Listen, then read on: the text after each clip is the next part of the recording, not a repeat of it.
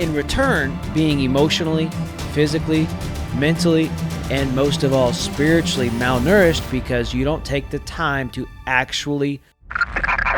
Faith and Failures Podcast.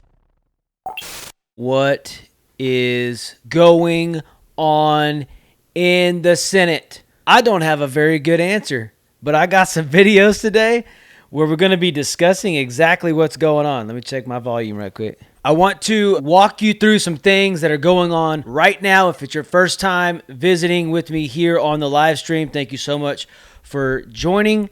We are today live streaming across YouTube, Facebook, and the Facebook group, and Twitter as well on my personal profile at Stephen Tillman. So wherever you are consuming this content, appreciate you being here. So in the last, couple of weeks, there has been some weird stuff come out officially in the news.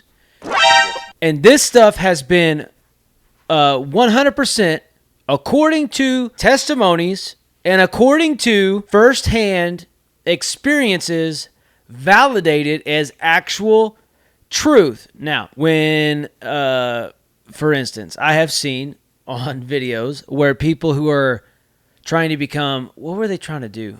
It was some position. That's all I remember. Some position, and they were asked point blank, can you tell me what a woman is or what a man is? And they said they weren't a biologist. They didn't understand the question. So that being said, me watching videos of somebody else saying that they have seen firsthand alien bodies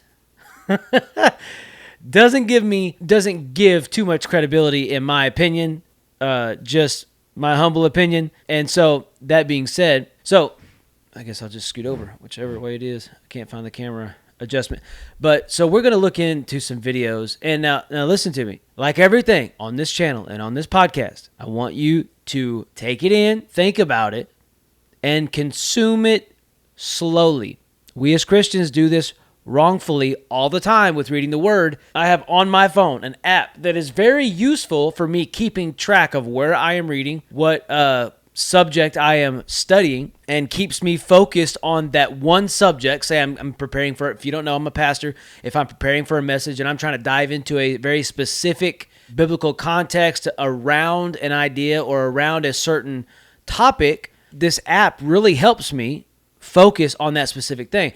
But we oftentimes, when looking at something, when reading something, when watching something online, like you're doing right now, we end up consuming it quickly and we don't take the time to chew. Well, if you do that in the physical and you do that with your food, guess what? You end up choking. The same is with stuff online. You've got to consume it slowly. The problem is you have to fight every single day against that because we live in a day of fast consumption. That's why YouTube Shorts and Instagram Reels and TikToks are they're short time engaging, and it gives you no time before you move on to the next one to just keep consuming and keep consuming.